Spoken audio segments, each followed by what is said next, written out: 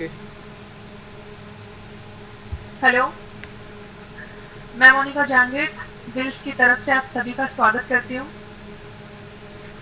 आज का सेशन काफ़ी इंटरेस्टिंग एंड यूज़फुल होने वाला है उन सभी कैंडिडेट्स के लिए जो कॉलेज एजुकेशन में अपना करियर बनाना चाहते हैं।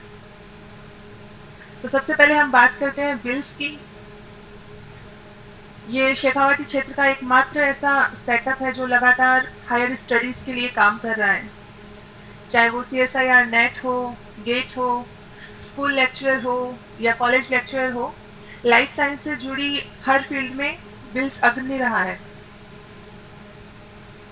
बिल्सियंस जो है वो रिसर्च के सेक्टर में या फिर एजुकेशन के सेक्टर में काफ़ी अच्छा काम कर रहे हैं और आज का सेशन भी हमारे बिल्सियंस के रिगार्डिंग ही है। शाहीना खान एंड आदित्य, जिन्होंने रिसेंटली जो कॉलेज लेक्चर की एग्ज़ाम हुई थी उसमें रिटन क्वालिफाई किया है और इंटरव्यू ये फेस करके आए हैं। तो आज के सेशन में हम इन्हीं से बात करेंगे कि इन्होंने किस तरीके से इंटरव्यू को हैंडल किया, है ना, क्या इनके एक्सपीरियंसेस रहे। मैं आपको इंट्रोड्यूस करवाना चाहूँगी डॉक्टर पुरुषोत्तम बंसीवाल सर से, जिन्होंने 2014 के अंदर बिल्स की नींव रखी थी। वर्तमान में ये झुंझुनू में असिस्टेंट प्रोफेसर के रूप में कार्यरत है गवर्नमेंट कॉलेज में और सर अपने हार्ड वर्क एंड कंसिस्टेंसी के लिए बहुत ज़्यादा फेमस है स्टूडेंट्स में। Sir,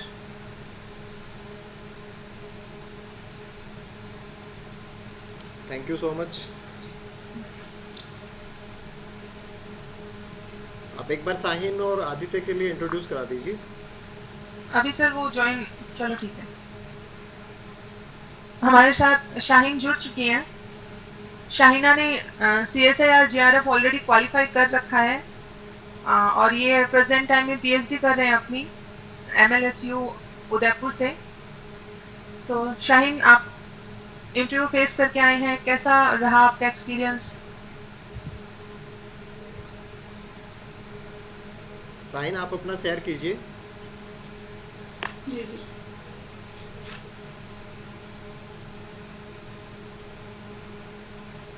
hello ma'am. Hello. Hello.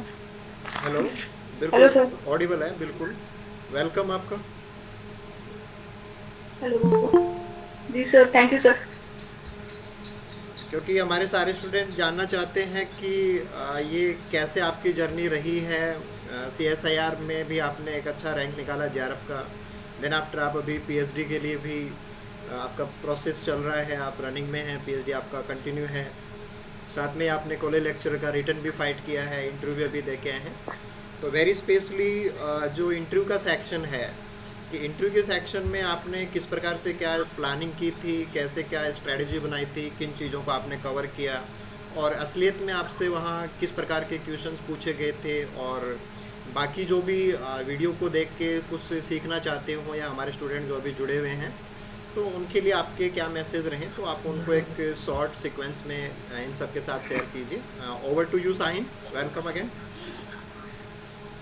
Thank you sir. Sir मेरे को थोड़ा इसमें नेटवर्क का इशू आ रहा है थोड़ा। नहीं, ऑडिबल है, आप सुन पा रहे हैं, हम लोग कंटिन्यू कीजिए। जी सर। सबसे वेलकम पहले आदि। थैंक यू सर आपका। ओके। Sir, minute. सबसे पहले सर धन्यवाद आपका, आपने मेरी इतनी हेल्प की, आपने ही गाइड किया था मेरे को ये सभी चीज़ों के लिए। रिटर्न के लिए भी आपने ही सभी से सब कुछ बताया था, मैंने उन्हीं चीज़ों को फॉलो किया था। और इंटरव्यू के लिए भी लास्ट टाइम पे मेरा इतना वो हो रहा था कि मैं नहीं जाऊंगी नहीं जाऊंगी, तो आपने मेरे को समझाया कि नहीं, जाना है जाना है। उस टाइम भी मैं बहुत ऐसे नर्वस हो रही थी उस टाइम। तो सबसे पहले तो मैं आपका धन्यवाद कहना चाहूंगी कि आपने इतना अच्छा गाइडेंस दिया मेरे को। बहुत धन्यवाद सर आपका। और अभी मतलब हम लोग अभी परसों ही 20 तारीख को अजमेर गए थे आपके इस इंटरव्यू के लिए। तो पहले तो ऐसे बहुत डर था उसका कि मतलब किस तरीके से पूछेंगे, पर सब कुछ एकदम बहुत अच्छे से हुआ।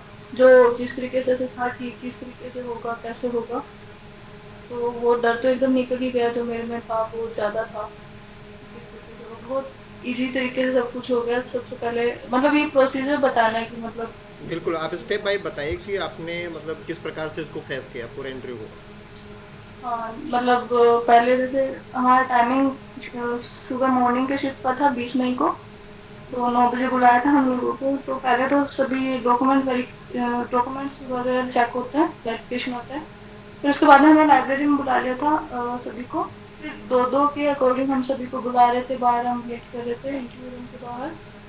और जाते ही सबसे पहले तो अपने को इंट्रोड्यूस करना होता है। वो अपना 10th का 12th का यूजी पीजी सब कुछ पूछते हैं, कहाँ से किया है, कितने परसेंट इससे किया है। तो अपने को वो भी याद होना चाहिए कि कहाँ से किया है, कितने परसेंट थे, कौन से पेपर में कितने आपके मार्क्स थे। वो किसी से भी कुछ भी पूछ सकते हैं कि मतलब ये बच्चा अवेयर है कि नहीं है। तो उसके अकॉर्डिंग तो ये भी अपने को एक तरीके से याद होना चाहिए, पता रहना चाहिए मतलब। फिर उसके बाद में वो जनरली तो ये थोड़ा बेसिक होता है, अपना बेसिक पूरा क्लियर होना चाहिए अपने सब्जेक्ट का। ऐसा नहीं है कि आपने मतलब पूरा एडवांस पढ़ रखा तो वही वो पूछेंगे। वो कुछ भी ऐसे पूछ सकते हैं, मेनली तो वो बेसिक पूछते हैं। और अपने जो मतलब बोर्ड पे पढ़ाने के लिए जो भी प्रिपेयर करके जाते हैं, तो ऐसा नहीं है कि आपसे वो वही पूछेंगे, आपसे वो कुछ भी पूछ सकते हैं उस टाइम। तो सब कुछ क्लियर होना चाहिए वो एकदम अच्छे से। और वैसे सब कुछ सही हो गया मेरा। अब देखो क्या हुआ, अच्छा ही होगा।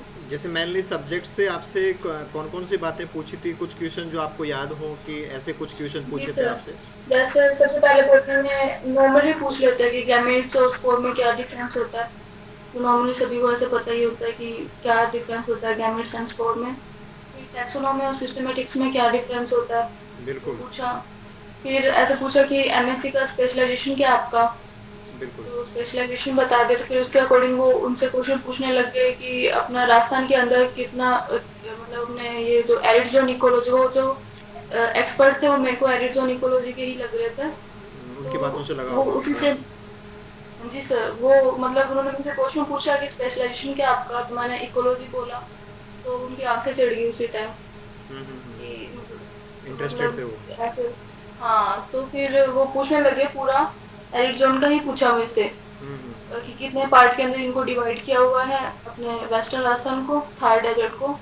और जैसे कौन सा एरिया कौन सा है, सैंड ड्यून एरिया है, उस पर नॉर्मल सबसे स्पेशल जो वेजिटेशन है वो कौन सी है, तो उसके अकॉर्डिंग पूछा। और ऐसे ही सैलाइन एरिया है, उसमें प्लांट्स कौन से हैं वो पूछे। और जैसे मैं अभी एमएलएस उदयपुर वाले साइड हूँ, तो पूछा अरावली के ऊपर कौन कौन से प्लांट्स है स्पेसिफिक। अरावली में मतलब किस तरीके से ऐसे डिवाइड किया हुआ है उस तरीके से। तो नॉर्मल मतलब बेसिक अपना पूरा क्लियर होना चाहिए, उसके बाद ही अपने कुछ एडवांस बता सकते हैं। नहीं, जैसे जिस मैं तो प्रिपेयर करके गई। जी सर। आप क्या प्रिपेयर करके गए थे, हाँ बताइए। मैं तो जैसे पढ़ाने के लिए तो मैं जैसे अपना ब्रायोफाइट्स का एंथोस्क्लेरोस का स्पोरोफाइट करके गई थी। और इको मैं तो अगर कुछ भी पूछ ले तो मैं हर एक चीज़ का करके गई थी। और इकोलॉजी में स्पेसिफिकली मैंने राउंड के लाइफ फॉर्म किया था, ताकि अगर इकोलॉजी से भी कुछ पूछे तो मैं बता दूँ। लेकिन उन्होंने मेरे से ये जो मैं तैयार करके गई थी, प्रिपेयर करके गई थी पढ़ाने के लिए डेमो के लिए, वो नहीं पूछा। उन्होंने खुद नहीं बोल दिया कि ये बताओ। तो उन्होंने बोला कि एल्गी में इतने सारे लाइफ साइकिल होते हैं, तो आप उनको लाइफ साइकिल समझाओ एल्गी के। तो फिर वो समझा दिया, क्योंकि वो मेरा अच्छे से किया हुआ था वो भी बता दिया अच्छे से तो करके। आपका जो पूरा टाइम था इंटरव्यू का, वो लगभग कितने टाइम तक आपका इंटरव्यू चला था? तो कुछ ऐसे टाइम? 10 to 15 मिनट्स चले 10 थे से सर। 15 मिनट आपका इंटरव्यू रहा था ना? तो उसमें जी जैसे सर। सब्जेक्ट से कितनी बातें हुई, लगभग आधा टाइम सब्जेक्ट पे रहे क्या वो लोग? सर मोस्टली सब्जेक्ट पे ही पूछा मेरे को। अच्छा, जैसे वहाँ पे अक्सर लोग कहते हैं कि आरपीसी के मेंबर भी बैठते हैं, वो आपसे जनरल बातें भी पूछते हैं, कुछ करंट वगैरह पूछना चाहते हैं या आपके एरिया की बातें पूछना चाहते हैं। तो क्या आरपीसी मेंबर ने आपसे कुछ ऐसी बातें पूछी? नहीं सर, आरपीएस एक मेंबर ने मेरे को अपना बोटनी का ही क्वेश्चन पूछा। ठीक है। और जैसे स्पेशली जो भी आपने बताया कि मेरा स्पेशलाइजेशन एरिड जोन इकोलॉजी रहा है, तो जी मेनली जो क्वेश्चंस थे वो आपको वहीं से पूछे गए थे ना, आपने जैसा बताया? हाँ जी सर, वही थे। टैक्सोनॉमी से पूछ रहे थे, अपने थैलोफाइट्स होते हैं उनसे भी पूछ रहे थे। टैक्सोनॉमी, थैलोफाइट्स एंड ये अपना इकोलॉजी, ये तीन चार चीजें जो मेरे से पहले आए थे उनसे ये अपना मोलिकुलर बायोलॉजी पूछे। तो किसी से भी ऐसे मतलब ये नहीं है कि कोई एक का फिक्स ही एरिया पूछे। नहीं था? हाँ, फिक्स नहीं था। मेरे से पहले वाले से मोल बायो पूछा था, उनसे पहले से जेनेटिक्स पूछा था। तो इस तरीके से जैसे से आ रहे थे सभी बता देते हैं। जैसे नॉर्मली इंटरव्यू बोर्ड को फेस करने से पहले जैसे बाहर बिठाया जाता है थोड़ी देर के लिए, तो उस समय पे काफ़ी ज़्यादा हार्ट बीट बढ़ जाती है कैंडिडेट्स की, बहुत सोच रहे होते हैं कि क्या होने वाला है, कैसे होने वाला है। तो अचानक से जब जी आप जाते हो तो उस समय आपको क्या करना पड़ा, कैसा फील हुआ जब आप जस्ट गेट के अंदर गए, आपने जस्ट एंट्री की, तो उस जी समय? सर, वो क्या था कि उस टाइम जैसे मैं 2-3 दिन पहले तो मेरा हो रहा था कि किस तरीके से करें, तो फिर अपने डॉक्टर प्रशांत शर्मा सर है, हम्म। उन्होंने मेरे को एक वीडियो सेंड किया था हम्म। जेबी खान सर का। हम्म। तो वो वीडियो देखा था मैंने, तो उन्होंने सर ने बताया था कि ये चीजें नहीं करनी। हम्म। तो मैंने वो चीजें फॉलो की। उन्होंने बोला कि मतलब कोई भी इंटरव्यू दे के आ रहा है तो हम्म। आप उनसे ये नहीं पूछना कि क्या क्वेश्चन पूछे आपसे, इतने लोग बैठे थे वहां पर, अच्छा, अपना तो ये तो फ्रेश भूल के माइंड भी मत रखना है, पूछना। कुछ कुछ भी वो उस समय पे कुछ भी नहीं हाँ जानना होता ना। हाँ, क्योंकि अगर आपने कुछ और प्रिपेयर कर गए हैं और वो आके अपने को बता रहा है कि ये पूछा है, तो तो अपना जो डाइवर्ट हो जाएगा माइंड और डाइवर्ट हो अपने फिर जाएंगे। वो सोचने लग जाएंगे। यानी कि अपन ने जो भी फ्रेम बना रखा है हमको उसी फ्रेम पे रहना होता है, अलग से किसी से कुछ हाँ भी जानना पूछना उसकी कोशिश नहीं करनी चाहिए। जी सर, वो हम्म। जेबी खान सर ने इसी तरीके से बताया था उस वीडियो के अंदर। तो हम्म। मैंने वैसे ही फॉलो किया, और ये भी नहीं पूछना होता है कि अंदर मेंबर कितने बैठे हैं, ओके, यानी कि कोई भी बाहर आ रहा है, पहले से क्योंकि आप वो जैसे हैं वैसे ही रहो, हाँ, अलग अपने से। ये मान के चलना चाहिए कि 5 मेंबर तो बैठे ही होंगे। हम्म। ठीक है, तो उसके अकॉर्डिंग मैंने सोच रखा, पर मेरे वाले में 3 ही बैठे थे। अच्छा, आप वाले में 3 ही लोग थे, आई थिंक 2 जी सब्जेक्ट के जी, एक्सपर्ट होंगे, एक हाँ आरपीसी जी, मेंबर बैठे होंगे, बोर्ड से बैठे आरपीसी होंगे। मेंबर। जी तो सर। आप पहले से किन्हीं टीचर को थोड़ा बहुत जान थोड़ी रहे थे कि आपको आइडिया कि कौन टीचर हैं, वो कुछ पता हो आपको? नहीं सर, मेरे को ये पता नहीं था, पर उनकी बातों से मेरे को पता चल गया था, एक तो इकोलॉजी से थे और एक टैक्सोनॉमी से थे। अच्छा, जैसे आपसे क्वेश्चन पूछे उनसे लगा कि वो लोग इस फील्ड से रहे होंगे। जी और सर। ओवरऑल जैसे आप पूरा इंटरव्यू फेस करके आपको जब आप एग्जिट कर रहे थे तो उस समय की फीलिंग क्या थी, आपको कैसा लगा था कि आपका ओवरऑल कैसा गया है सारा का सारा? सर उम्मीद से मेरा अच्छा ही हो गया था। हम्म। मैं बहुत पहले से ऐसे बात करी थी, सर कैसा होगा कैसा होगा, तो आप मेरे को समझा रहे थे एकदम अच्छे से कि कोई वो टेंशन वाली बात नहीं, उसी तरीके से सब कुछ एकदम अच्छे से होगा। बाहर निकली थी तब मैं यही इतनी खुश होकर निकली थी उस टाइम, रूम से निकली थी तब। हम्म। और उससे पहले जब 9 बजे हम गए थे, तब मैं 9 बजे जब हम एंटर करे, तब मैंने मेरे पापा को बोला पापा वापस चलते हैं। हम्म। उस टाइम भी यही बोला मैं, पापा मेरे को नहीं जाना, वापस चलते हैं, मेरे को डर लग रहा है। और देखिए, मैं जब बाहर निकली हाँ, तब इतनी जैसे खुश हुई थी। नॉर्मली लोग कहते हैं कि इंटरव्यू के टाइम के ऊपर कैंडिडेट नर्वस हो जाते हैं, तो क्या आप भी नर्वस हुए थे? हाँ जी, उस टाइम मैं जब उस रूम में एंटर हुई तब तो पूरा बिल्कुल ही नर्वस नहीं हुई, अच्छा, उस उसके टाइम नहीं हुई। उसके बाद में टीचर्स जैसे के टीचर से थोड़ी बातचीत होती है, वो लोग कुछ पूछते हैं, हम बताते हैं, तो थोड़ा सा अच्छा लगना स्टार्ट हो जाता है ना, कि जी अपन सर, थोड़ा सा वो बहुत उनको। अच्छे से अपने को हैंडल करते हैं वो सर। और हाँ, बहुत ज़्यादा कोऑपरेटिव होते हैं वो लोग, अलग से हमें जी मतलब सर। कैरी करने की कोशिश करते हैं कि हम उनको बता पाएँ, वो हमें ईजी बनाने की कोशिश करते हैं ना। जी सर। जी सर। यानी कि बाहर का माहौल और अंदर के माहौल में थोड़ा अंतर होता है, ऐसा नहीं कि एकदम से ही हमें नर्वस होना होता है, बस हमें अपना नहीं एक सर, माइंड फिर सेट। नर्वस होने से फिर अपना जो भी अपने को याद है, जो भी अपने प्रिपेयर कर दिया है, फिर वो अच्छे से अपने परफॉर्म नहीं कर पाते। परफॉर्म नहीं कर पाएंगे। बोर्ड के लिए आपको कितना टाइम मिला था, आपने लगभग कितने टाइम बोर्ड वर्क पे कुछ आपने अपने आप को सर एक्सप्रेस किया? सर मेरे को 4-5 मिनट मिले थे वहाँ पर। 4-5 मिनट में तो आप जितना सोच के गए थे उसको आप वहाँ पे बता पाए थे, या क्या रहा था आपका? नहीं, वो बता दिया था सर, अच्छे से बता दिया था पूरा, मैं समझा आपने दिया था, अपने वो लाइफ साइकिल समझा जो दिया। पॉइंट्स सोचे थे वो पॉइंट्स आपने उस समय के अंदर डिलीवर कर दिए थे ना, तो जी सर। आपको जी लगा सर। कि ये टाइम जो भी मिला उसमें मैंने उनको बता दिया है कि जो मैं सोच के गया था वो हमने उनको डिलीवर कर दिया ना। हाँ, जी सर। एक जैसे आपने यहाँ पे बताया कि बहुत ही सुपरफिशियल पूछते हैं, बेसिक बेसिक बातें पूछते हैं, तो एक तो वो टाइम होता है जब आप रिटन एग्ज़ाम के लिए प्रिपरेशन कर रहे थे, तो रिटन में तो आपको उस पूरा सिलेबस है, उसकी एक एक लाइन देखनी होती है, और कई बार तो हम सिलेबस से बाहर जाके भी तैयारी करते हैं कि ऐसा भी हो सकता है कि जो हमारे यूनिवर्सिटी में मान लो कि कोई एलगी नहीं है, कोई टेरिडोफाइट नहीं है, किसी दूसरी यूनिवर्सिटी में वो सिलेबस का पार्ट होता है, तो हम काफ़ी कुछ पढ़ते हैं ना। तो जी रिटन एग्ज़ाम में तो बहुत सारा पढ़ना होता है, बहुत सारा कवर करते हैं, क्वेश्चन भी बहुत छोटे छोटे आते हैं, बहुत ज़्यादा क्वेश्चन भी आते हैं दोनों पेपर्स में। तो उस समय की पढ़ाई में और इंटरव्यू की पढ़ाई में यानी कि सब्जेक्ट को भी तैयार करना होता है, हालांकि उस समय पे जीके भी आपने तैयार किया था, लेकिन जी। सब्जेक्ट को एक तो आपने रिटन एग्ज़ाम के लिए तैयार किया, एक आपने यहाँ के लिए तैयार किया, तो इसमें क्या अंतर था? आपने सब्जेक्ट को कितना पोर्शन आपने तैयार किया था, या सब्जेक्ट की कौन सी चीज़ें आपने ज़्यादा फोकस में रखी, या कैसे लेवल पे आपने अपने आप को मेंटेन कर किया कि हाँ इतना कुछ होने पे मैं इंटरव्यू फेस कर सकती हूँ?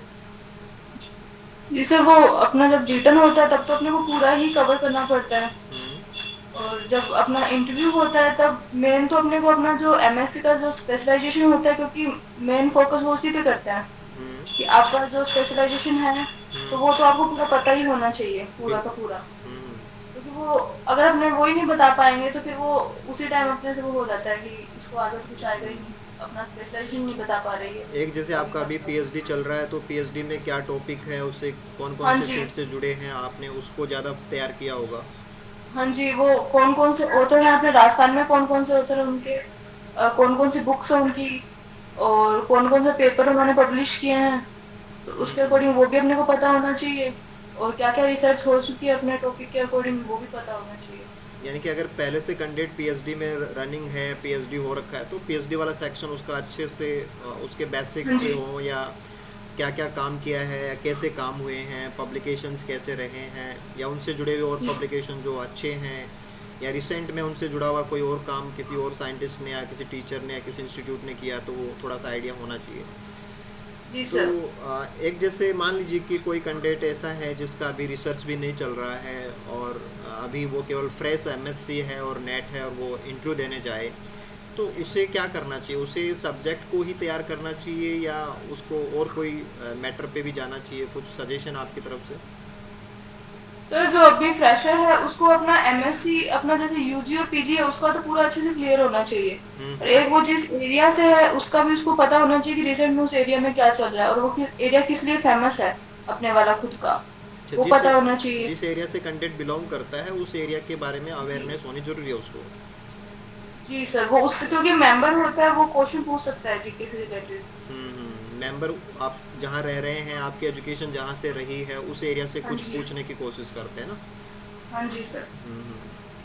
तो वो तो पता होना चाहिए। एक दूसरी बात, जैसे कि ये जो टाइम रहा था कि आपका रिटर्न के रिजल्ट्स आए, फिर इंटरव्यू की डेट्स आई, तो टाइम ज़्यादा नहीं मिला था आप लोगों को, है ना, थोड़ा कम ही टाइम रहा था। तो इतने छोटे से टाइम के अंदर फिर साथ में आप लोग पीएचडी में भी लगे हुए हैं, तो वहाँ भी आपको रूटीन में जाना होता है, लैब में जाना होता है। तो फिर थोड़े से टाइम के अंदर ये सब मैनेज कैसे होता है कि आपको सर, पीएचडी में भी गाइड तो करना आपने ही होता किया था सर, आप मेरे से क्वेश्चन पूछ रहे है। हो। नहीं, हम चाहते हैं कि आप बाकी स्टूडेंट्स को शेयर करें कि आप मैनेज कैसे करते हैं। जी सर, वो अपने को पूरा जैसे अभी 6 तारीख को आया था कि 20 को हमारा होगा, पहले तो ऐसे बता दिया था 17 से 20 के अंदर है। फिर बाद में थोड़े दिन बाद में पता चला 10 को कि 20 को है हमारा, तो उसके अकॉर्डिंग हमने वो शेड्यूल बना लिया था कि इतने दिन अपने ये पढ़ेंगे, इतने दिन ये पढ़ेंगे। और पूरा जैसे अपना राजस्थान के जो जितने भी प्लांट्स है, कौन से एरिया में कौन से प्लांट्स है, क्योंकि वो पूछ सकते हैं अपने बॉटनी से रिलेटेड है तो अपने से ज्यादातर वो प्लांट्स का ही पूछता है। अच्छा, तो मतलब अपने प्लांट्स के बारे में अवेयरनेस बहुत ज़रूरी है अगर बॉटनी का बहुत स्टूडेंट है जरूरी है। तो। और अपने वहाँ पर आरपीएससी में जाते हैं तो वहाँ पर कौन कौन से प्लांट्स हैं, अभी अपने बाहर से अच्छा, निकल के आए हैं तो वहाँ पर कौन कौन से प्लांट्स है उस मीन्स आपने मतलब उस कैंपस कैंपस में। कैंपस में हाँ कुछ जी, देखा हो, तो कैंपस में कैसा कौन कौन कोई से। पेड़ हो। हाँ, कैंपस में कौन कौन से पेड़ है वो भी पता होना चाहिए उस जगह। मीन्स जैसे आरपीसी में जो बोर्ड में आए हुए हैं, वो टीचर्स बाहर के होते हैं, और वो भी यहाँ पहली बार आ रखे हों, या हो सकता है कि कई बार आए होंगे। तो वो जब आते हैं जी। तो वो भी उन पेड़ों को देखते हैं। बॉटनी वाला तो पेड़ों को देखेगा ही, श्योरली देखता है। जी। तो अगर जी। उनको कोई चीज़ स्ट्राइक कर जाती है माइंड में कि कोई अलग से कोई पेड़ दिख गया, या कुछ कुछ भी उनको महसूस हो गया कि ये यहाँ लगा है, वो चाहता है कि वो क्वेश्चन पूछ कैंडिडेट लेंगे। कैंडिडेट को देखा या नहीं देखा उसको, या उसके बारे में जी। जानता है कि नहीं जानता। तो ये जी। काफ़ी अच्छी बातें हैं, छोटे छोटे पॉइंट्स हैं, लेकिन ये कि थोड़ा सा अवेयर हर जगह से रहना ज़रूरी है ना। सब्जेक्ट जी आना भी सर। उतना ही ज़रूरी है, वैसे बाकी अवेयरनेस भी उतनी ही ज़्यादा ज़रूरी है। तो सर, बेसिक क्लियर होना बहुत ज्यादा जरूरी है सर। यानी कि मैन ये कि बिल्कुल छोटी छोटी बातें पूछी जाती हैं, वो हाँ जी। उन पे आपको अटकना नहीं चाहिए ना, ऐसा कुछ। अपने क्या होता है कि अपने जब रिटर्न की तैयारी कर रहे होते हैं तो अपने तो एडवांस में पूरा पढ़ के चलता है। हम्म। ठीक है, और बेसिक को अपने बहुत ऐसे ऊपर से देख लेते हैं कि इतना नहीं आने वाला, उसके अंदर रिटर्न के अंदर तो वैसे ही आता है दूसरा। हम्म। हम्म। लेकिन बेसिक क्लियर होंगे तभी सही रहता है अपने इंटरव्यू के अंदर, क्योंकि बेसिक ही ज्यादा मायने रखता है उसमें। यानी कि जो भी टॉपिक्स आप तैयार करके जा रहे हैं, जो भी सब्जेक्ट के सिलेबस में मेंशन है, उसको बेसिकली आपको सारा आना चाहिए ना, कि जी सर। क्योंकि जी हमें पता सर। नहीं होता है कि एक्सपर्ट, आप मान लीजिए कि आप तो एरिड जोन इकोलॉजी के हैं, लेकिन बायोटेक का एक्सपर्ट भी मिल सकते थे आपको। हाँ तो जी, पूछ हर चीज़ सकते के लिए हैं। तैयार होना पड़ता है। जी। तो काफ़ी अच्छा आपका प्लानिंग रहा था, क्योंकि आप लास्ट टाइम से जुड़े हुए हैं, और एक सिंसियर स्टूडेंट की पहचान भी होती है कि वो लगातार कंसिस्टेंटली मेहनत करता है, और वो जो मेहनत करता है वो रिफ्लेक्ट भी होती है, और रिफ्लेक्ट होती है in the form of outputs. तो आप बेसिकली एक बहुत ही सामान्य सी फैमिली से बिलोंग करते हो, और वहाँ से निकल के और यहाँ तक का आपका जो सफ़र है उसके लिए कुछ कुछ बताना चाहेंगे आप, कि आप कैसे ये स्टेप बाय स्टेप, कि आपने एमएससी भी किया, देन आफ्टर आपने जेआरएफ भी किया, देन आफ्टर आप रिसर्च और आगे हायर एजुकेशन की तरफ आपका जो भी टारगेट है।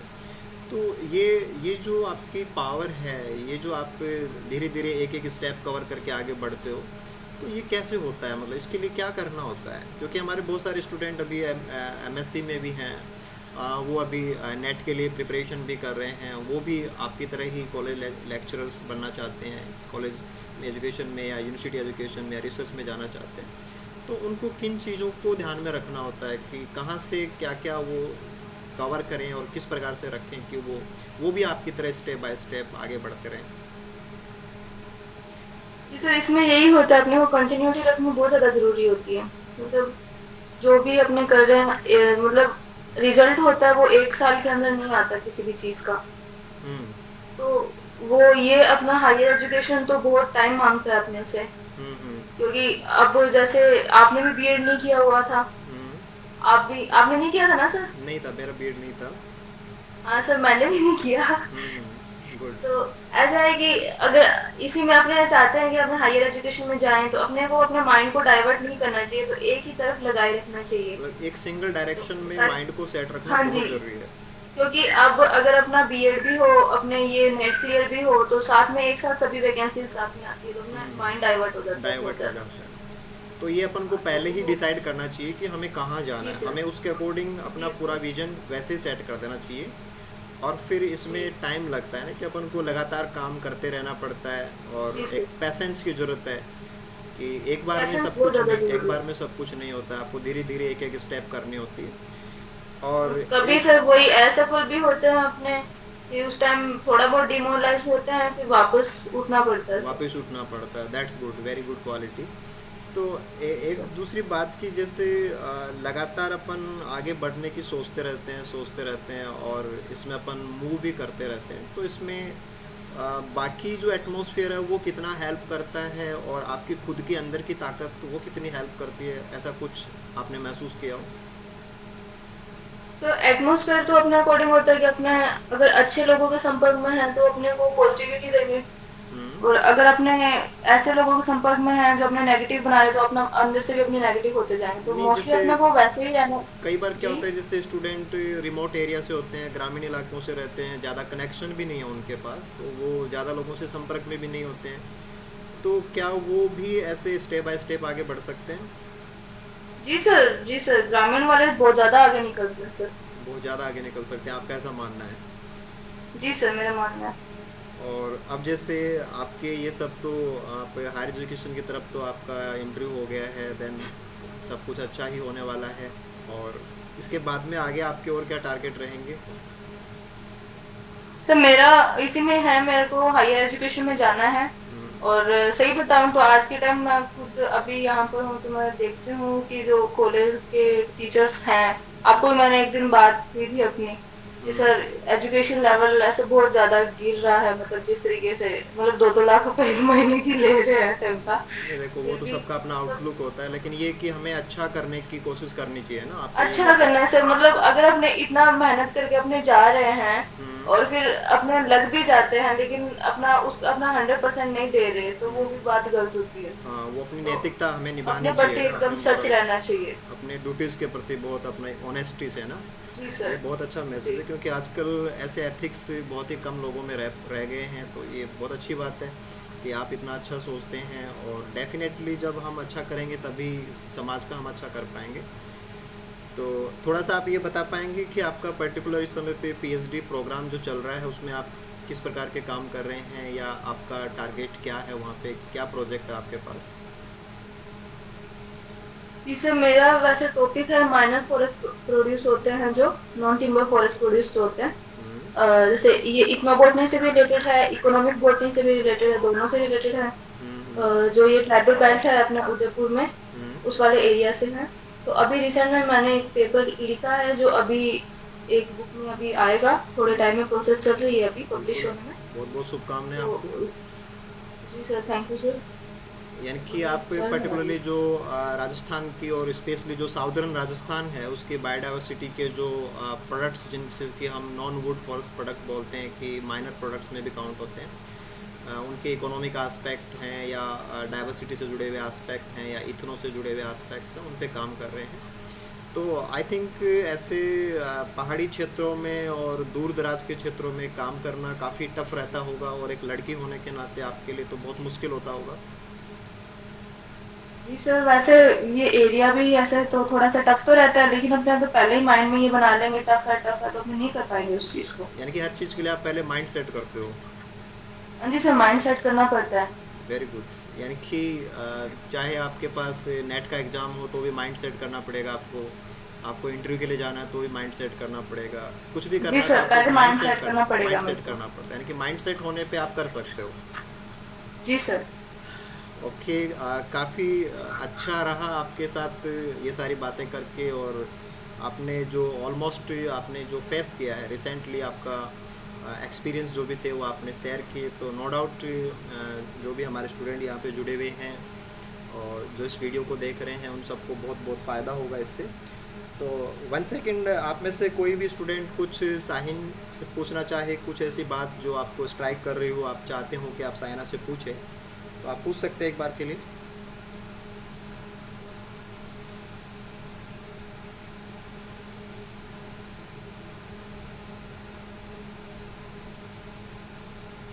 क्योंकि आप में से भी काफ़ी काफ़ी क्या ऑलमोस्ट के यही ड्रीम है, सेम एफएससी लाइन पे आप जाना चाहते हैं, तो दिमाग में ऐसा कुछ भी हो तो आप पूछ सकते हैं।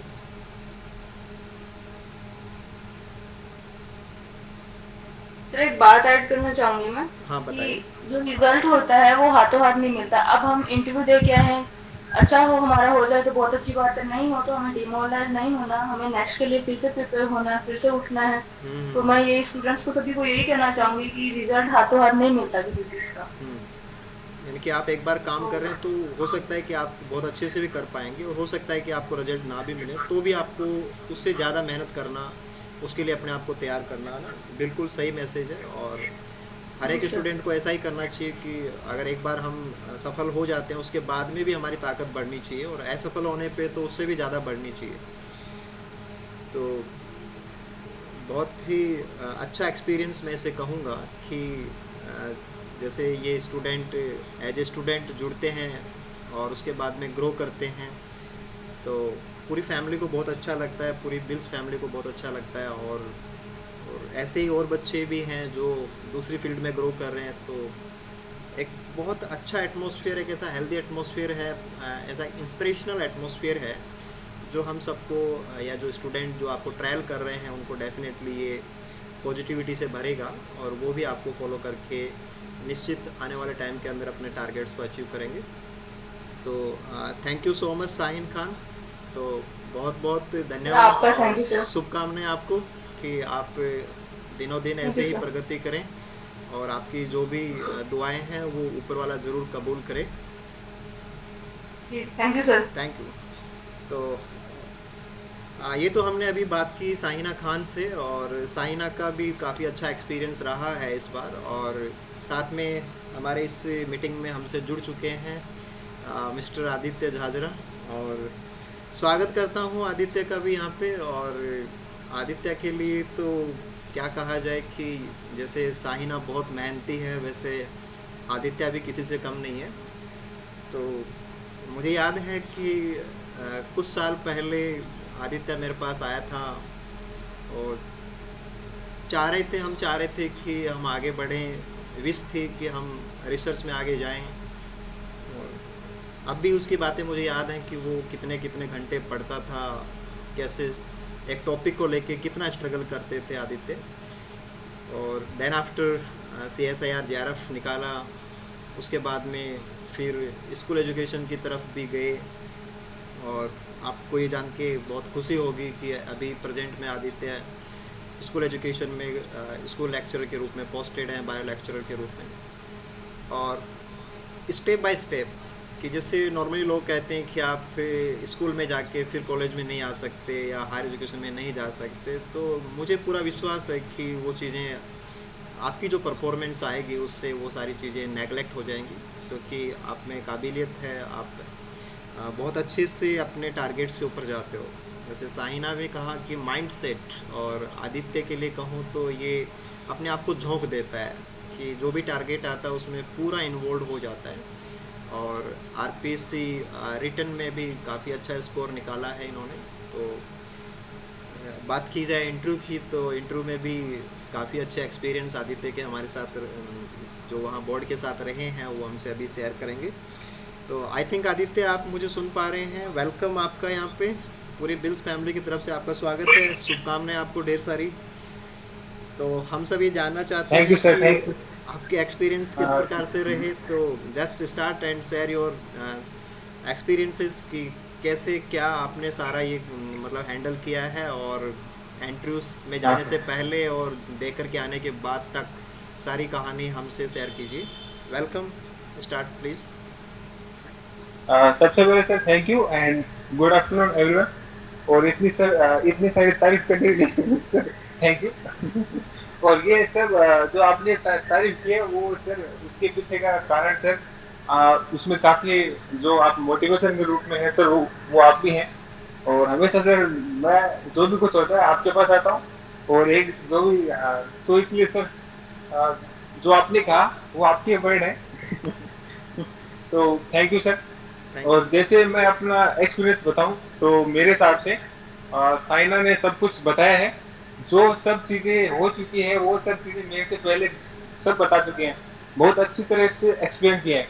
तो अब मैं अपना एक्सपीरियंस से देखो आदित्य, बोर्ड डिफर करता है ना, साइना का बोर्ड अलग था, आपका बोर्ड अलग था, तो बोर्ड के साथ में एक्सपीरियंस जो बेसिक हाँ सर हाँ वो मैं शेयर करता हूँ। हाँ, और बेसिक चीज़ें हैं वो सब कवर कर लिया सर। बिल्कुल। तो मेरे जैसे बोर्ड मेंबर का अभी कोई सर थे श्रीमान कटारा जी, तो वो कटारा जी थे और उनके 2 बोर्ड मेंबर थे। 2 नंबर मेरा जो पैनल था उसमें मेरा था, और मैं सर मेरा 6 नंबर था। तो 6 नंबर था तो मतलब हम 9 बजे गए थे, और सब वही जो डॉक्यूमेंटेशन वगैरह हुआ उसके बाद हम लाइब्रेरी में वेट कर रहे थे। सब थोड़े ऐसे नर्वस थे, तो मैंने ट्राई किया कि भाई ऐसे बैठे हैं जैसे कोई कुछ हो रहा है, कुछ मातम ऐसे। हाँ, सारे शांत हो गए थे। हाँ, सब मतलब शांत थे, और ज्यादा लड़कियां थी तो लड़के कम थे। हाँ, तो सब ऐसे थे, नर्वस थे एकदम। तो मैं सोच रहा था इतनी नर्वस क्यों हो रहे हैं, तो मैंने कोशिश की चीयर अप करने की। तो लेकिन अब वो जितने हो पाए और उस हिसाब से, तो इस तरह से रहा सब कुछ। और फिर बाद में मेरा नंबर आया था 12-10-15 के आसपास। तो तकरीबन मैं 6 पे था, तो 12-10-15 पे था। और फिर जब वो 5 नंबर बाहर आए तो मैं बेल बजी, और वो सर थे उन्होंने बुलाया अंदर। तो मैं अंदर गया। तो पहले हमने प्रैक्टिस की थी कि जो हमारा रिकॉर्ड होता है, जो हमारी बायोडाटा वगैरह वो लेके जाना होता है। तो वो सब कुछ था नहीं, हमने प्रैक्टिस उसके हिसाब से की थी कि कैसे उसको हाथ में होल्ड करना है, कैसे अंदर जाएंगे। तो वो सब हुआ नहीं। तो एट द टाइम वो वहाँ उन्होंने जो मेज वगैरह है वहाँ पे उन्होंने रखवा ली। तो फिर अंदर गए, गेट खोला उन्होंने। फिर अंदर मैंने देखा, जो मैंने नॉर्मली परमिशन लेते हैं वो ली। और फिर अंदर गया तो देखा 2 मैडम थी और एक सर बैठे थे, चेयरपर्सन। और फिर दोनों मैडम, मैंने सबको ग्रीट किया। फिर बाद में उन्होंने कहा बैठो, मैं फिर बैठ गया। फिर जो आरपीएससी के चेयरपर्सन होते हैं उन्होंने स्टार्ट किया कि अपना जो क्वालिफिकेशन है उन्होंने पूरा क्वालिफिकेशन है उनके पास होता है एमएससी पूरा बता दिया। मतलब वो उन्होंने वहाँ से पूछा 10th से, और एमएससी तक जो है आपके पास क्वालिफिकेशन सब पूछ डाला। तो मैंने फिर बताया उनको, और चेयरपर्सन का काम यही था ओनली, उसके अलावा मुझसे उन्होंने कुछ नहीं पूछा जाता। फिर उन्होंने मैडम को बोला कि आप पूछिए। तो मैडम ने स्टार्ट किया। मैडम का मुझे पता नहीं कोई कहाँ से थी मैडम, नहीं जानते आप, लेकिन हाँ, वो मुझे कोई आइडिया नहीं था उनका कहाँ से है और क्या है, लेकिन उन्होंने ज़्यादातर मुझसे क्वेश्चन वैसे किए, जैसे सर ने कहा कि एज ए स्कूल लेक्चरर, तो उन्होंने पूछा कि आप स्कूल में हैं, तो मैंने कहा मैं स्कूल लेक्चरर हूँ मैम। तो उन्होंने फिर उस हिसाब से उस स्ट्रीम के अकॉर्डिंग उन्होंने कुछ 2-3 क्वेश्चन किए उन्होंने कि आप स्कूली शिक्षा और कॉलेज शिक्षा में बेहतर या उनमें डिफरेंस क्या है। तो मैंने फिर कुछ डिफरेंसेस बताए जो मुझे लगा कि फंडामेंटल वगैरह कुछ होते हैं ऐसे। तो फिर बाद में उन्होंने मुझे एक दो क्वेश्चन और किए कि आप क्यों आना चाहते हैं, कि आप तो पहले से स्कूल लेक्चरर हैं और उसके हिसाब से आप हायर एजुकेशन में क्यों आना चाहेंगे। तो मैंने ये सब क्वेश्चन की जो प्रैक्टिस है वो पहले कर रखी थी। गुड। और जब मैंने एग्ज़ाम दिया था तो एग्ज़ाम दिया था तो उसके बाद मुझे पता था भाई इंटरव्यू कॉल तो हो गया होगा, क्योंकि तैयारी मैंने अच्छी की थी वैसे। अब रिजल्ट का मुझे पता नहीं, तो अच्छा उस हिसाब से बिल्कुल अच्छा ना। उस हिसाब से मैंने फिर जब से मैंने दिया एग्ज़ाम तो मैंने वो ट्यूशन वगैरह एक वो स्टार्टिंग में सोचा कि मैं एक बुकलेट ले लेता हूँ। मैं सब आपको भी ये बताना चाहूँगा कि जब आप इंटरव्यू अलग होता है और हमारा जो रिटर्न अलग होता है, तो उसमें हमें सब कुछ देखना पड़ता है। जैसे फिर मैंने वो प्लान वही किया, सर से भी मैंने बात की कि सर मुझे क्या करना चाहिए। तो उनका हमेशा एक मोटिवेशन के रूप में प्रेरणा वगैरह देना उनका सब हमेशा रहा है। तो वो मतलब आप कभी भी जाओ, कभी भी कॉल करो, तो ये एक अच्छी बात आपके लिए कि एक आपके वो हेड है ना ऊपर बैठे रहते हैं, वो आपको गाइडेंस, अगर आप कभी मोटिवेट नहीं हो पाते या आपको अच्छा फील नहीं हो रहा तो आप सर से बात करो, आपको अच्छा फील होगा और अपने आप को थोड़ा मोटिवेट फील करेंगे, तो ये भी अच्छा लगता है। तो फिर मैंने सर से भी बात की और उसके बाद मैंने सोचा क्यों ना मैं एक डायरी ले लूँ। डायरी लेता हूँ और जहाँ भी जाता हूँ वहाँ प्लांट्स के नाम लिख लूँगा कि रोड पे कौन से प्लांट्स हैं या मंदिर में कौन से लगे हुए हैं, अच्छा, स्कूल में कौन सी घास लगी हुई है। अच्छा, ये आपने या अलग से नोट किया इन चीज़ों को?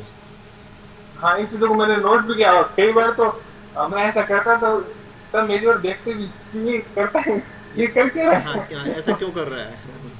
हाँ, तो मैं जाता वहाँ पत्तियों को देखने लग जाता, पेड़ की शाखाओं को देखने लग जाता, फिर लोगों से पूछता ये कौन सा पेड़ है। तो अब वो मैं मतलब गांव के अंदर जहाँ मेरी पोस्टिंग है वहाँ मैं सबसे पूछता रहता भाई ये कौन सा पेड़ है, यहाँ का लोकल पेड़ कौन सा है, अब मुझे क्या पता नाम कौन से।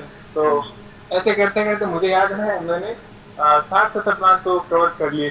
फिर धीरे धीरे मेरे हिसाब से मैंने 100 प्लांट कवर कर लिया मैंने, ये वो। तो इस प्रकार से ये आपके आसपास के एरिया में जो पेड़ पौधे हैं उनको लगातार जानने की कोशिश करनी चाहिए, ताकि हमें कोई पूछे तो हम बता पाएँ कि हमने ये पौधे देखे हैं वहाँ पे या ये खास पौधा है वहाँ पे ना। ये आइडिया हमें अचानक से नहीं आ सकता, इसके लिए वो तो हमें काम करना पड़ता है, टाइम लगता है। टाइम लगता है, बिल्कुल राइट। तो ऐसे हमें एक वो नोटबुक, फिर मैंने एक अलग से नोटबुक डाली इंटरव्यू के लिए। तो मैंने ऐसे से क्वेश्चन डाले, फिर मुझे याद आता कि आज मुझे क्या क्वेश्चन कर सकते हैं। तो मैं स्टार्टिंग में जैसे एग्जाम हुई उसके 1 महीने बाद या 15 दिन बाद मैंने ये स्टार्ट कर दिया प्रोसेस की हाँ जैसे क्वेश्चन क्या कर सकते हैं कि आपने क्यों आना चाहेंगे, क्या है, खुद से क्वेश्चन करता और मैं वो नोट करता जाता। फिर एक बार ऐसा हुआ कि अब मेरे पास क्वेश्चन नहीं बचे, तो मैंने सोचा फिर अब यूट्यूब पर जाता हूँ, वहाँ से ट्राई की। तो थोड़े थोड़े क्वेश्चन ऐसे इकट्ठा किए और इस प्रकार से मैंने एक नोटबुक बना ली। और अब वो चलो अब भी सही है, किसी और के भी काम आ जाएगी। और नोट्स बनाई मेरी हैबिट हो गई, तो मैं कुछ भी होता है अच्छी सी बात है नोट कर लेता हूँ। और इसको वो सब जानते हैं, सर भी जानते हैं, मैं नोट्स बना लेता हूँ। हाँ नहीं, नोट्स बहुत अच्छे बनाते हो, मैंने आपके नोट्स देखे हैं। और नोट्स बनाने के लिए तो मैं एक बार बीच में इंटरप्ट करता हूँ आदित्य को कि आपके साथ में शेयर करूँ। तो नोट्स बनाने का तरीका बिल्कुल अलग है। एक तो क्या होता है कि हम किसी टॉपिक को पढ़ के बस उसके नोट्स बनाते हैं। आदित्य की हैबिट ये है कि ये पूरा सेक्शन है, जैसे एल्गी पूरा सेक्शन है तो एल्गी पूरे एल्गी को एक सिंगल पेज के ऊपर समराइज करेंगे। फंजाई पूरा एक सेक्शन है तो एक सिंगल पेज के ऊपर समराइज करके सारा कुछ एक सिंगल पेज पे ले आना कि उस एक पेज को देख करके फिर आपको अलग से और कुछ पढ़ने की ज़रूरत नहीं पड़ती। ये बहुत अच्छी हैबिट है आदित्य की। तो ये तो एक अलग ही हैबिट है जो तो भाई आपको लगातार काम करने पे ही आती है या आपके अंदर जुनून होना चाहिए तभी आती है। ये तो बहुत अच्छी हैबिट है आपकी। ओके, आप कैरी ऑन हाँ, कीजिए। इसके बारे में सर मैं अगर किसी को बताना चाहूँ तो ये आपको बहुत अच्छा फायदा होता है, क्योंकि आप ये नहीं कि जैसे पहले मैं सर के पास आया तो जब से नेट की तैयारी की तो बुक्स की आदत पड़ गई। अब 2 बुक पढ़ने में संतुष्ट नहीं, चार पढ़ लो एक टॉपिक को कवर करने में, तो फिर आपको प्रॉब्लम आती है। आप ये जो लास्ट टाइम होता है उसमें आप कैसे पढ़ेंगे? आप 4 बुक एक साथ थोड़ी लेके बैठेंगे। तो ये सब चीज मेरे साथ हुई बाद में। फिर मुझे धीरे धीरे पता चला कि भाई ऐसे नहीं हो सकता। तो फिर मैंने समराइज करने की कोशिश की, एक पेज के अंदर समराइज। अब मेरे पास स्कूल ये कॉलेज लेक्चर के लिए 3 जो है मतलब 60-70 पेज के अंदर पूरा सिलेबस कवर है। तो मैं 10 दिन के अंदर पूरा कॉलेज लेक्चर वाला पूरा सिलेबस तैयार कर सकता हूँ। और जो मैंने किया भी है 10 डेज में आप सारा रिवाइज कर सकते हो। हाँ, 10 डेज मैक्सिमम। उसमें सारा सिलेबस आप उस पेजेस से रिवाइज करोगे तो सारा कवर हो जाएगा, सारा कवर। और ये कह सकता हूँ कि मैं 3-4 बुक से वो चीजें मेरे पास हैं। तो कोई ये भी नहीं कह सकता कि भाई सिंगल बुक से बनाया। हाँ, सिंगल बुक से नहीं गई मैं यहाँ से तुम्हें वो ये क्या आपके पास है क्या ये वो उसमें मिल जाएगा। यानी आपने ऐसे कॉलेज में जो रिटन एग्जाम लगा था उससे पहले एक ऐसी प्लानिंग कर ली थी कि रिटन में बहुत अच्छे नंबर मेरे को तभी मिलेंगे जब ये सारी चीज़ें बहुत अच्छे से मैं कवर कर लूँगा, और उसके लिए आपने पहले से चालू कर रखा था ना? हाँ वो सर मेरे साथ वो जैसे आप सीखते हैं वैसे ही आप गिरते हैं तभी आपको पता चलता है। जैसे मैं केवीएस के अंदर मैंने ट्राई किया तो वहाँ मेरे 4-5 नंबर थोड़े कम रहे, तो मुझे पता चला कि क्या कमी रही। तो फिर बाद में मैंने उन कमियों को वापस से अपने आप को डिफाइन किया। तो डिस्कवर के बाद में पता चला कि हाँ ये चीज़ें कम है। फिर स्कूल लेक्चर में मैंने दोबारा से कोशिश की, फिर दोबारा मैंने नोट्स वगैरह वहाँ मैं नहीं बना पाया, कुछ नोट्स बनाया कुछ नहीं बनाए।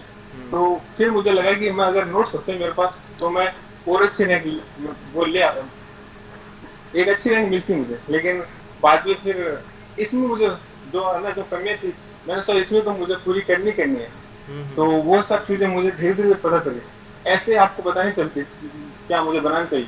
यानी कि आपके पिछले एक्सपीरियंस से आपने सीखा कि मुझे ये करने पे और फायदा होगा, तब आप इन पे चले गए। Very good. हाँ सर, वो लास्ट में मुझे पता चला कि आपको 15 दिन के अंदर रिवाइज करना पड़ता है। रिवाइज करो सामने आपके पास मिलेगा तब आपके पास फाइनल रिजल्ट आएगा। तो आप इंटरव्यू के लिए जो बता रहे थे कि आप इंटरव्यू में गए और वहाँ आपसे जैसे सब्जेक्ट से जुड़ी हुई बातें पूछी, जैसे एक उसमें बोर्ड का सेक्शन भी होता है, और तो वहाँ से आपसे किस प्रकार की क्या क्वेश्चन पूछे गए वो आप बताएं जरा। हाँ जैसे सर मैंने अभी बताया कि 2 क्वेश्चन तो वहाँ से और तीसरा क्वेश्चन भी सेम है मैडम का जो स्कूल एजुकेशन से रिलेटेड था। और फिर मैडम ने पूछा कि आप पीएचडी कर रहे हैं, तो मैंने बताया कि मैडम अभी मैं मेरी पीएचडी बहुत स्लो चल रही है। तो मैंने कहा मैं अभी इनरोलमेंट में हूँ मैडम, इनरोल हुआ हूँ अभी और कुछ है नहीं ज़्यादा। तो उन्होंने टॉपिक पूछ लिया, तो मैंने टॉपिक बताया, तो मैंने टॉपिक का नाम लिया, तो उन्होंने टॉपिक से फाइटोप्लैंक्टन वर्ड उठा लिया। तो आप से तो फाइटोप्लैंक्टन वर्ड उठाया तो कहा अच्छा आप इस पे काम करेंगे। तो आपको ये पता होना चाहिए कि आप बोल क्या रहे हैं। अगर आप वहाँ आपने जो भी बोला उनसे रिलेटेड आपसे क्वेश्चन मिलेंगे आपको, यानी कि वहीं से ये आपको बात ध्यान है। ये आपको सोच समझ के बोलना होता है कि क्या बोला जा रहा है, उसी से क्वेश्चन पूछेंगे। तो आपसे कितने क्वेश्चन पूछे फाइटोप्लैंक्टन से जुड़े हुए? कम से कम सर 4-5 से ज्यादा हो गए, मतलब एक क्वेश्चन उसके बाद एक क्वेश्चन तो उससे इंटर रिलेटेड थे। क्या है, कहाँ पाए जा रहे हैं, क्या फायदे हैं, क्या टाइप्स हैं, फिर उससे निकलता है एल्गल ब्लूम क्या है। अब वहाँ से मैंने बताया ब्लू ग्रीन एल्गी का नाम, तो वहाँ ब्लू ग्रीन एल्गी नाम मैंने ने पकड़ लिया कि ब्लू ग्रीन एल्गी क्या होता है। तो ब्लू ग्रीन एल्गी मैंने कहा कि भाई इस प्रकार से प्रोकैरियोटिक एल्गी, तो वहाँ से उन्होंने निकाल लिया। तो ब्लू ग्रीन एल्गी तो कुछ है ही नहीं, सवाल के अंदर हमें इसे काउंट ही नहीं करते, तो क्यों नहीं करते और क्या इसकी सेल स्ट्रक्चर है, रिप्रोडक्शन वगैरह है। तो मतलब चीज़ें लिंक करते रहते हैं और आपको कोशिश करते हैं कि घुसाएं या और अंदर आपको ट्रैप कैसे करें। तो आपको बहुत स्मार्टली हैंडल करना पड़ता है। और जैसे बोर्ड वर्क वाला जो सेक्शन था उसमें किस प्रकार से उन्होंने उन्होंने आपको टॉपिक दिया है या आपने अपनी विश से टॉपिक पढ़ा है या उन्होंने क्या सजेस्ट किया था आपको? सर जैसे मैडम फर्स्ट कंप्लीट, उनका जो मेंबर फर्स्ट थे उन्होंने कंप्लीट किया, तो उन्होंने जो दूसरी मैडम थी उन्होंने पूछना स्टार्ट किया। तो जैसे उनका सेक्शन पूरा हुआ तो बीच में जो सर थे चेयरपर्सन, उन्होंने मुझसे कहा कि आप अभी एक काम करें, आप हमें क्लास माने एज ए बच्चे माने स्टूडेंट, तो आप 2 मिनट जाइए और अपना कोई फेवरेट जो टॉपिक है वो पढ़ा दीजिए। तो मैं गया, फिर जाने के बाद मैंने 2 मिनट थोड़ा कुछ बोला। मेरा टॉपिक था पुष्पक्रम, तो मैंने ऐसा लिखा हिंदी में, मैंने यूज किया हिंदी कि मैंने सोचा अगर चेयरपर्सन बैठा है तो क्यों ना मैं हिंदी थोड़ी प्रेफर करूं ताकि उनको भी कुछ समझ में आए। हाँ, ये भी अच्छा तरीका था। तो इस चक्कर में मैंने हिंदी को प्रेफर किया। मैंने इंग्लिश वर्ड कम यूज किए, बोलने में ज़्यादा इंग्लिश मैंने यूज की, और बोर्ड वर्क पे मैंने इंग्लिश कोशिश की कि मैं थोड़ी कम करूँ।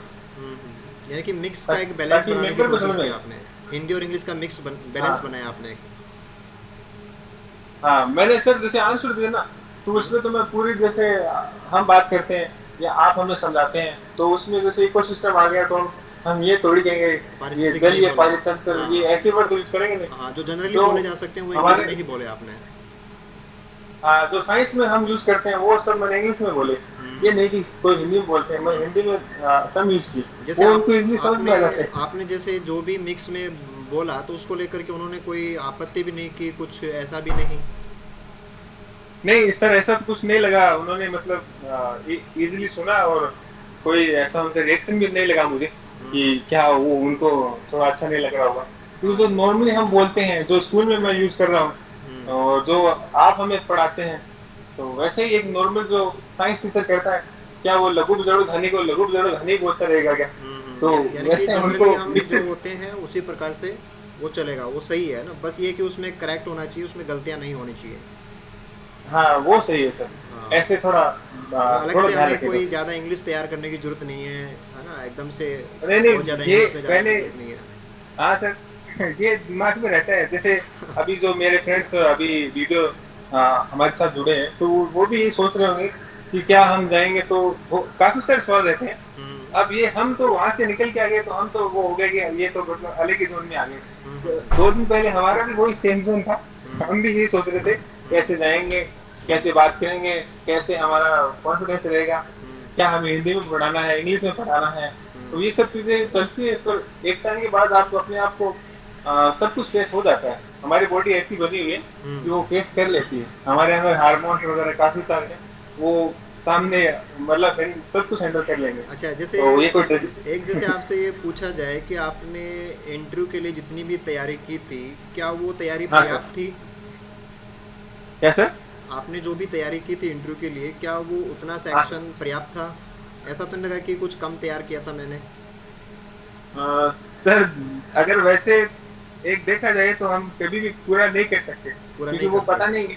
हाँ, इंटरव्यू है, वो आप कहाँ से पूछ ले, वो डिपेंड करता है। जैसे दिमाग में यही रहता है कि भाई मेरे से जो भी पूछे मैं बताऊंगा, कोशिश तो यही रहती है हर एक कैंडिडेट की। तो हमें हम बहुत सारा तैयार भी कर लेते हैं, फिर भी कैंडिडेट खुद भी जानता है कि क्या पता मैं बता पाऊंगा या नहीं बता पाऊंगा। तो ऐसी स्थिति को कैसे मैनेज करते हैं आप लोग? सर, ऐसी स्थिति में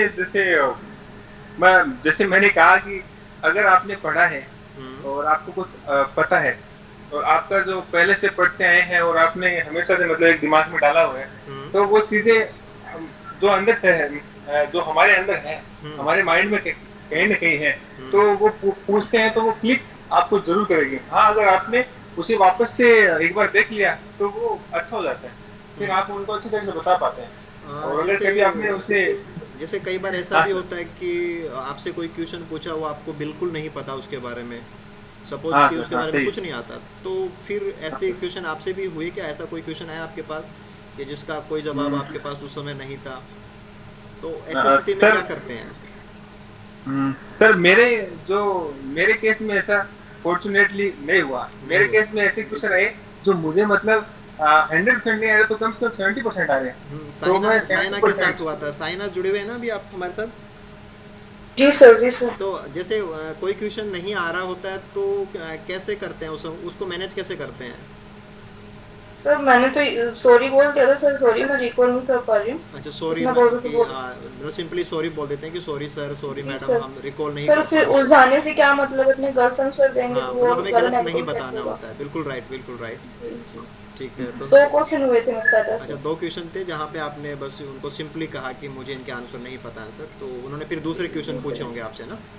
जी sir. Very good, very good. तो आदित्य, आप कुछ और ऐसे कोई कोर मैसेज जो देना चाहें कि जैसे, क्योंकि भाई इंटरव्यू से पहले नहीं जाते हैं कैंडिडेट तब तक दिमाग में पता नहीं क्या क्या चलता रहता है, कितना कुछ सोचते रहते हैं, हाँ सर। और इंटरव्यू देने के बाद में एक अलग ही सेटअप हो जाता है ब्रेन का।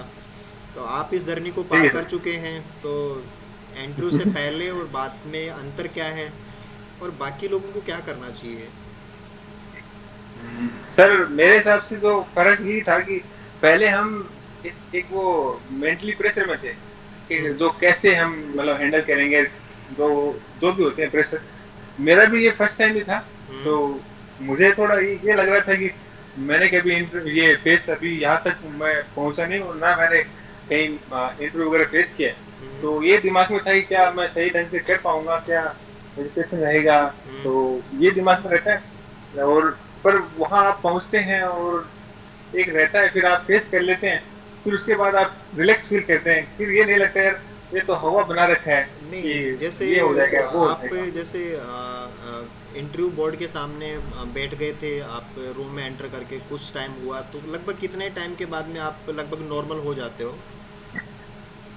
अ, सर स्टार्टिंग में तो आप जब एंटर करते हैं तो आपको ये लगता है कि सामने कोई राक्षसी बैठे हैं। मतलब हार्ट बीट बढ़ी मतलब हुई रहती है?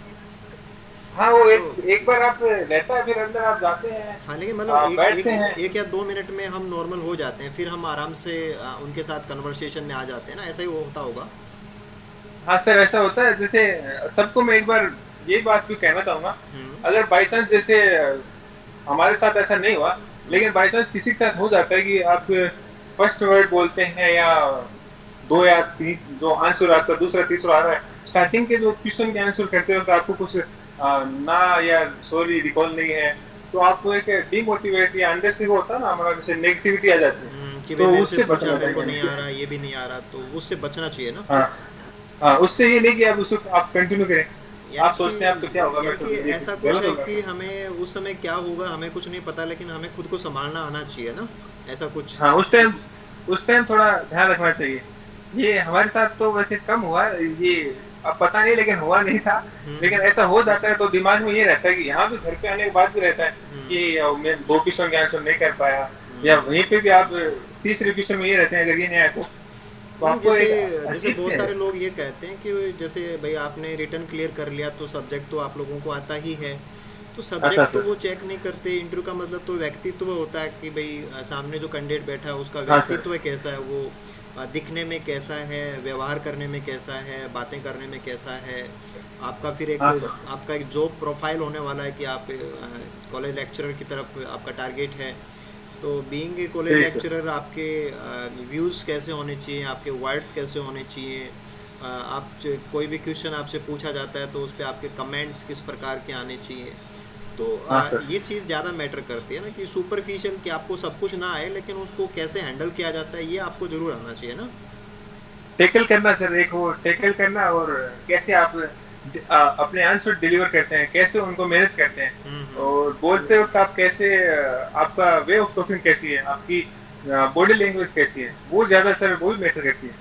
और कोई ऐसा मैसेज जो जो स्टूडेंट जुड़े हैं, जो बाकी वीडियोस को देख रहे हैं, उनके लिए आपका और कोई ऐसा कोर मैसेज कि जो आपको लगे कि इसके बिना तो आगे बढ़ नहीं सकते, वो क्या चीज़ है?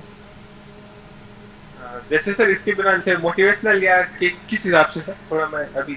नहीं, जैसे ये होता है ना कि भाई हमें स्टेप बाय स्टेप आगे जाना ही होता है, हमें टारगेट होता है, फिर उसके आगे दूसरा टारगेट होता है, तो हमें खुद हाँ को सर। कैसे कैसे कैसे तैयार करना होता है, क्या करना होता है? सबसे पहले सर जैसे अभी अभी इससे पहले साइना ने बताया कि किस प्रकार से हमें एक रेगुलरिटी वो रहनी चाहिए, एक मेन जो गोल है, तो ये बात सही है, आपकी मेन गोल है। जैसे मेरा हमेशा से जैसे मुझसे पूछा गया आप क्यों आना चाहते हैं, तो मैंने साफ साफ कहा ये मेरा ड्रीम जॉब है और मैं हमेशा से इसमें आना चाहता हूँ और मेरा मतलब जो एम्बिशंस है, और जब से मैंने ये किया था तो मैंने ये गोल सेट किया था कि मुझे इसमें जाना है। तो ऐसे एक आप अपना गोल सेट करें और फिर उसके हिसाब से आप स्टेप बाय स्टेप उसको फॉलो करते रहें। और सबसे बड़ी बात जो आप डीमोरलाइज ना हो, और क्योंकि लाइफ में आप मतलब जाते हैं तो फेल भी होंगे, और हम भी बहुत सारे हुए हैं, सर को पता भी है। क्योंकि उस टाइम हम, और वही तो उस टाइम हम अगर टूट जाते और ये सोचते कि अब ये तो नेट नहीं हो रही, जीआरएफ नहीं हो रही, तो अब क्या करें सर, सेकंड ग्रेड की तैयारी करने लग जाते हैं या और कुछ तैयारी करने लग जाते हैं। मेहनत करना भी उतना ही जरूरी है और मेहनत को संभालना भी उतना ही जरूरी है और खुद को संभालना भी बहुत ज़्यादा जरूरी है ना।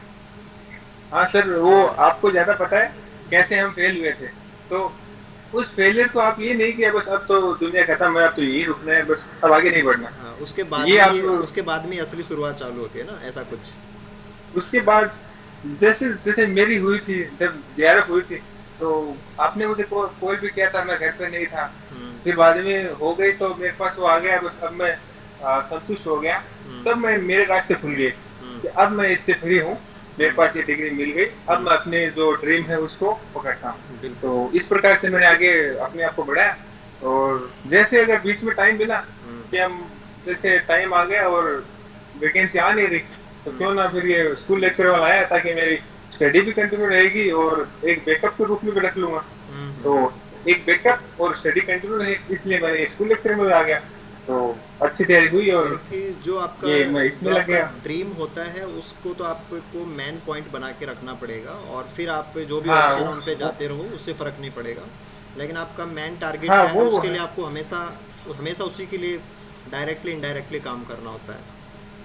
वो सर मेन है सर, उस पे आपको स्टिक रहना ही पड़ता है। ये नहीं कि आप काफी अच्छी और अच्छी क्या मतलब टोटली जो रियलिटी जो आपके साथ रही वो सारी आपने शेयर की, तो वो तो रहा ही है। देखिए बाकी स्टूडेंट काफ़ी लोग नहीं जानते, लेकिन मैं जानता हूँ कि आपने कुछ एक्स्ट्रा एक्टिविटीज़ भी भरी हैं, आप में अच्छे टैलेंट दूसरे भी हैं। तो आदित्य बहुत अच्छा डांसर भी है और यूट्यूब के ऊपर काफ़ी अच्छे। Thank you sir. और मैं जानना चाहता हूँ कि वो चीज़ें आपको मदद करती हैं क्या? सर मैं तो देखो स्कूल में भी ये कहता हूँ, जैसे मेरे स्टूडेंट हैं, कि आप मतलब अपने जो गोल है उस पर फोकस रखें, और वो मेहनत है वो आप कंटिन्यू रखें, वो उसमें आप कमी ना करें। फिर बाद में जो आप एक्स्ट्रा एक्टिविटी करते हैं, चाहे आप डांस कर रहे हो, चाहे म्यूजिक कर रहे हो, कोई क्रिकेट खेल रहे हो या फैशन करते हो, तो ऐसी चीज से आपको वो नहीं कि वो डोमिनेट करे, डोमिनेट तो आपकी स्टडी करेगी, आपकी मेहनत करेगी। अच्छा, एक चीज मैं आपसे आप दोनों से दोबारा पूछना चाहता हूँ कि जैसे बहुत सारे लोग कहते हैं कि इंटरव्यू के टाइम के ऊपर हमारी ड्रेस कुछ अलग होनी चाहिए, एकदम से सोबर होनी चाहिए, तो हाँ सर, हाँ। उसको लेकर के भी कुछ दिमाग में चलता है क्या, या उसको जब आप पहन के जा रहे होते हैं इंटरव्यू के डे, उस दिन कैसा मतलब आपको क्या ध्यान रखना होता है? हाँ सर, तो पहले साइना बताएगी। साइना बताएगी। हाँ बताओ। नहीं सर, पहले आदित्य भैया बताएंगे। अच्छा ठीक है, आप बता दीजिए। अच्छा मैं बताऊँ क्या? चलो कोई बात नहीं।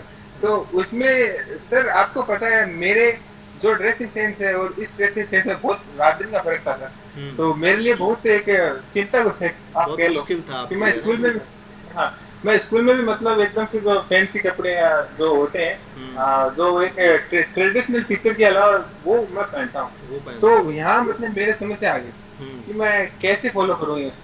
मैं अंडर सेटिंग नहीं करता हूँ, मैं ऐसे कपड़े डल कपड़े पहनता नहीं हूँ। तो मैंने फिर आपसे ही पूछा कि सर मैं कैसे पहनूं, तो आपने मुझे सजेस्ट किया कि तू स्टार्ट कर, कि अभी से स्टार्ट कर, 2-3 बार पहन और अंडर सेटिंग करना स्टार्ट कर। तो मैंने भी ऐसे किया। अगर किसी के अंदर ये प्रॉब्लम होती है कि वो वैसे कपड़ा नहीं पहनता, तो 15 दिन 1 महीने पहले कपड़े लाए, उनको पहनना स्टार्ट करें। 2-3 बार पहन के थोड़ा सा हैबिचुअल होना जरूरी है, वरना तो इंटरव्यू बोर्ड के सामने वो थोड़ा ओड फील करेगा ना। हाँ यूज टू होना चाहिए, ये नहीं कि आप हो। तो मैं भी 5-6 बार पहने मैंने, ऐसे कपड़े लाया मैं और स्कूल में भी गया। बिल्कुल। हाँ तो ऐसा रहता है, स्कूल में मेरे साथ भी हुआ कि आज तो सर मतलब कुछ अलग लग रहे हैं वैसे, तो वो वो अपने आप लगता है, क्योंकि वो चीजें आप करते नहीं ना। हाँ, रूटीन के अलावा आपने कुछ पहना है तो वो डेफिनेटली बाकी लोगों को स्ट्राइक करता है, उनको लगता है कि अलग से क्यों है। हाँ लेकिन वो चीज़ें हमें वही तो। फॉलो करनी चाहिए ताकि हम इंटरव्यू के डे वाले दिन कम से कम कपड़ों को लेकर के बेफिक्र रहें, कि हमें ये ना कि हमें सोचना ना पड़े कि हमने सही से पहना कि नहीं पहना। वो रूटीन में हाँ पहले से सर आ जाना सही। चाहिए ना, ऐसा होना चाहिए। तो साइना जैसे, रूटीन में फिर आपको वो दिमाग में नहीं। हाँ, जैसे साइना से हम हाँ पूछना चाहेंगे कि जैसे लड़कियों को किस प्रकार के क्या ड्रेस सेंस की तरफ जाना चाहिए और क्या ध्यान रखना चाहिए। तो मेरा भी ये पहली बार ही था। हम्म। मैं भी यही जीन्स वगैरह यही पहनती हूँ, शर्ट वगैरह, और मेरे को भी सलवार वगैरह ये पहनना, सलवार में कुर्ता पजामा वगैरह पहनना पड़ा पहली बार। चुन्नी वगैरह भी पहली बार ही ली थी मैंने, हम्म। तो ये लेना पड़ता है। तो यही आपने ऐसे सजेस्ट किया था कि आप ये आरएस और इनके ये इंटरव्यू होते हैं वो देखो, और किस तरीके से वो गर्ल्स बिहेव करती है, किस तरीके से वो तैयारी करते हैं, उस तरीके से देखो, यानी उसके कि जो अकॉर्डिंग मान। सिविल सर्विसेज वाले जो इंटरव्यूज हैं उनमें जी कैसे जी ड्रेस सेंस यूज़ किए जाते हैं, फीमेल्स जी, कैसे यूज़ गर्ल्स करते कैसे हैं। करती है, अगर कोई साड़ी ऐसे वेयर करना चाहती है तो वो भी संभालने आनी चाहिए। जैसे मेरे हाँ। साथ एक थी मैम थी वहां पर, हम्म। साड़ी पहन के आ गए थे लेकिन वो उनको मुश्किल हो रही थी हाँ, बार उसके बार उस अंदर। पर ध्यान नहीं जाना चाहिए, अपने कॉस्ट्यूम पे बार बार जी ध्यान जी ना जाए। इस ऐसे जी, कपड़े हमारे होने चाहिए और वो लुक वाइज हाँ सोबर वो होने चाहिए। कंफर्टेबल फील करना चाहिए खुद को, ये बहुत ज़्यादा तो ज़रूरी उस होता है। लेवल। हाँ तो मतलब काफ़ी कुछ सारी चीज़ों को समराइज़ करें तो ऐसा है कि हमें कम से कम सब्जेक्ट के बारे में बेसिक आना चाहिए, और जो प्रेजेंट में हम कर रहे हैं वहाँ से हमारी अवेयरनेस बहुत अच्छी होनी चाहिए। एमएससी स्पेशलाइजेशन के पॉइंट्स हैं या आपका रिसर्च में अभी चल रहा है तो वहाँ के सेक्शंस हैं, उनमें आपको आंसर देने पढ़ेंगे आपको, उनके लिए अपने आप को अपडेट करना मस्ट है। अवेयरनेस बहुत ज़्यादा ज़रूरी है, बेसिक लेवल पे फंडामेंटल्स बहुत अच्छे से कवर रहें, ये ज़्यादा ज़रूरी है। और एक माइंड सेट की लगना चाहिए कि हाँ, ज़्यादा टफ काम नहीं है, बस काम को अच्छे से करके दिखाना है, ऐसा माइंड सेट हमारा होना चाहिए। और पहले थोड़ी प्रैक्टिस हमें कर लेनी चाहिए, चाहे बोर्ड स्किल की हो। जैसे आप लोगों ने भी आई थिंक बोर्ड पे कैसे पढ़ाते हैं उसको पहले पढ़ा के कमरे में आपने खुद ही पढ़ा के देखा होगा, आई थिंक आप लोगों ने भी, ताकि जी सर, इसमें जैसे कॉलेज में तो जैसे ये पीएचडी करे तो वहाँ पर तो पढ़ाना पड़ता है, क्लासेस लेनी तो पड़ती है, आपके पास वैसे आदित्य वैसे भी हो जैसे कि जाती है। स्कूल में पढ़ा रहे हैं तो उनके पास भी एक्सपीरियंस है, बोर्ड पे जाने का एक्सपीरियंस आपके पास अगर है तब तो बहुत अच्छी बात है, नहीं होने पे आपको प्रैक्टिस करनी चाहिए। ठीक है, ये तो काफ़ी अच्छा एक्सपीरियंस रहा हमारा आप दोनों के साथ में। तो बाकी स्टूडेंट्स में से आदित्य से या साहिना से कुछ भी आप पूछना चाहें एक बार, तो ये हमारे साथ जुड़े हुए हैं अभी।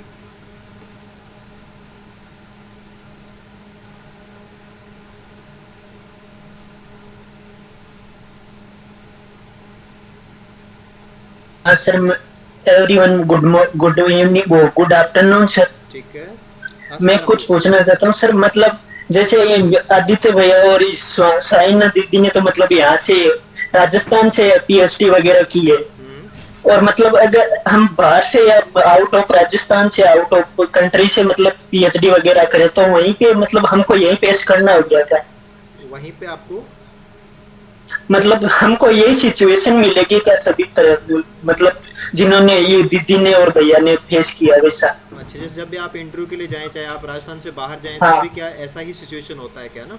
हाँ तो ये तो देखिए ऑलमोस्ट, जैसे आप मान लो कि आप आपका बॉटनी सब्जेक्ट है, आप बॉटनी में जैसे मान लो कि यूनिवर्सिटी के लिए आप कहीं भी आउट ऑफ राजस्थान भी जाएं या आउट ऑफ इंडिया भी कोई बात हो, तो एक तो यही होता है कि भाई आपका सब्जेक्ट तो आपको बेसिकली आना ही चाहिए।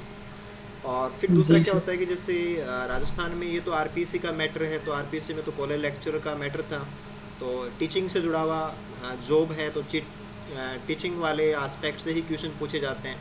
और मान लो कि आप किसी यूनिवर्सिटी में जा रहे हो और आपका स्पेशलाइजेशन क्या है, जैसे आपका स्पेशल पेपर क्या था एमएससी का, इकोलॉजी रहा है क्या। हाँ ठीक है, तो मान लो कि आप कोई यूनिवर्सिटी है उसमें आप इकोलॉजी के एक्सपर्ट के रूप में अप्लाई कर रहे हो, तो फिर आपका जो एरिया है वो ज़्यादा स्ट्रॉन्ग होना चाहिए। भाई आप जनरल टीचर के रूप में जाते हो जिसको सारे ही सब्जेक्ट पढ़ाने पड़ते हैं, तब तो आपको बेसिकली बहुत साउंड होना ज़रूरी है।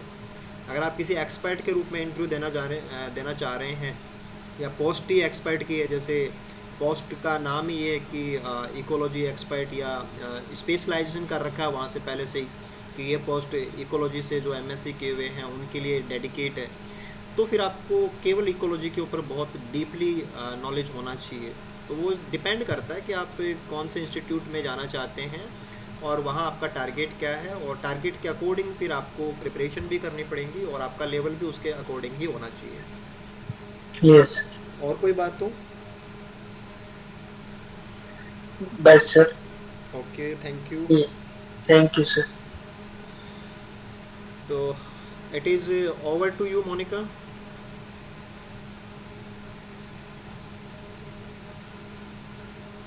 जी सर। सो